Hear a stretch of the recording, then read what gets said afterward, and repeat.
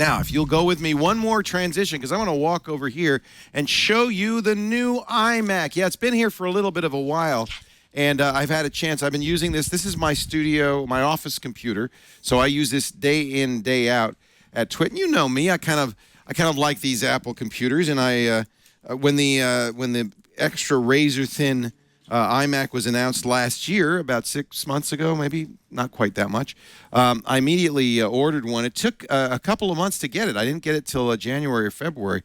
But now you can see it's a little deceptive when it talks about razor thin. So this is, from this angle, yeah, it's pretty thin looking, but as you turn it a little bit, you'll see, and of course that makes a lot of sense. There's a bulge here that allows the electronics. What do you give up? Well, there's no more optical drive because there's nowhere to put the optical drive.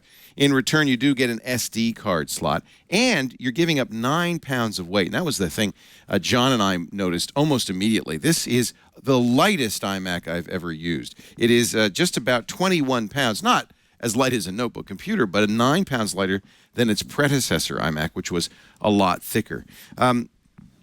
You also give up a certain amount of expandability. It's a little bit harder to get into this thing. It has 4 8-gig RAM slots, and it is at least you can at least add RAM to this. You do give up the Visa mount that we liked so much because we used to mount our the old iMac on an ARM. This no longer works with the Visa mount, I'm sorry to say. There is an adapter, a third-party adapter you can get to turn this into a Visa mount. But, you know, I have to say, given how beautiful this is and how thin it is, it's not as big a deal. And how light it is, not as big a deal. It's really quite easy to reposition on the table. Now, what did this include in it? No, we kind of went all out on it. We got the top-of-the-line i7 quad-core, 3.4 gigahertz, speed stepping up to 3.9 gigahertz. We didn't max it out on RAM. You can get up to 64 gigs of RAM, or I'm sorry, 32 gigs of RAM. We got 16, 2 slots filled. Although, as I said, again, later I can upgrade this if I want. And we also bought something Apple's touting called the Fusion drive. Fusion's kind of an interesting idea. This is a unique Apple technology that gives you a 3 terabyte drive, but a small SSD drive is kind of included in the drive. So let me first of all show you what the drive looks like if I open the About This Mac and we get more info here. I can show you the storage. It looks like it's a 3.11 terabyte drive. You don't see 2 drives in here, but you do note, because it's a Fusion drive, it says hard drive plus flash storage. I'm going to open up my I've done a little bit of a disk benchmark on here. Let me just open up the benchmarks and I can show you. I'll compare this to the fastest disk I got, which this is an SSD in my MacBook Retina, which is a very fast SSD from Otherworld Computing. I upgraded it. Let's compare this to the Fusion drive that is built into the new iMac. One of the features of the Fusion drive is the operating system watches as you access data and moves files that you access a lot to the solid-state drive, and it does this all automatically. So you get the benefit of 3 terabytes of storage, and as you can see, most of the speed benefit of an SSD drive. The drive on the left is a full SSD drive, reads at 500 megabytes per second.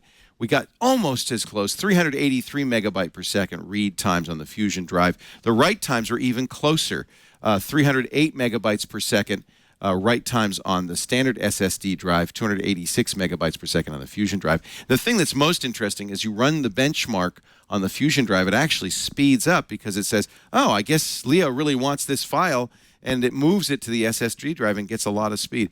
I really like the Fusion drive. I frankly really like this computer. It's extremely fast, the fastest Mac I've ever owned.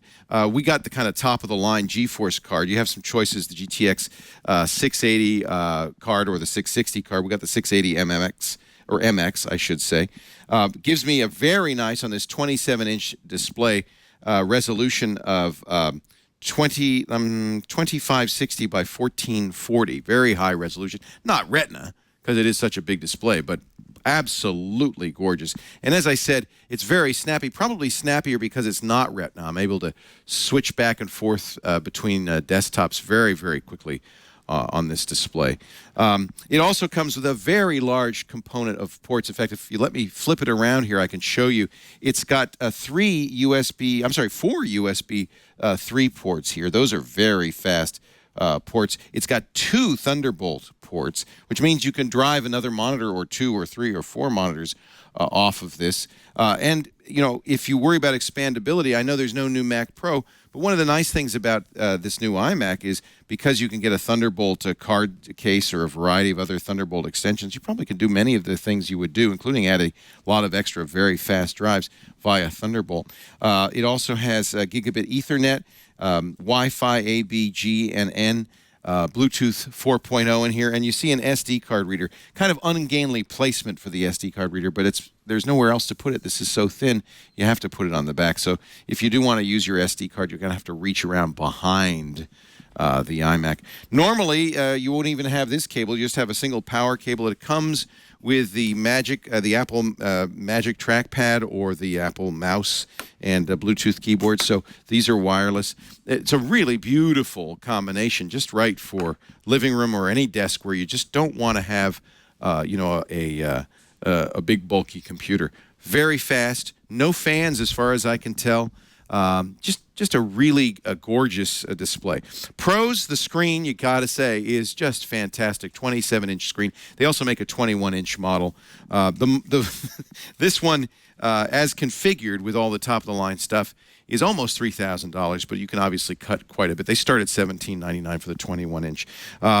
It also is very, very fast. I found it to be the fastest Mac I've ever used. Cons, well, it's a little pricey, as all Macintoshes are, and lack of built-in expandability options means it's perhaps not the ideal solution for somebody who needs many, many drives, things like that. Although I have to say having 2 Thunderbolt ports helps me out a little bit with that.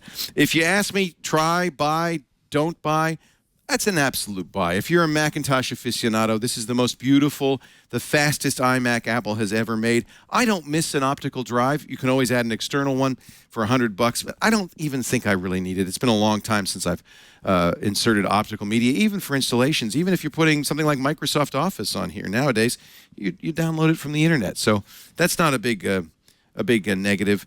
I really like the new iMac. I'm very happy we bought it. And doesn't that just look, it feels like I've just got a piece of paper with a picture on it. I mean, it just really is a gorgeous display. Definitely a buy.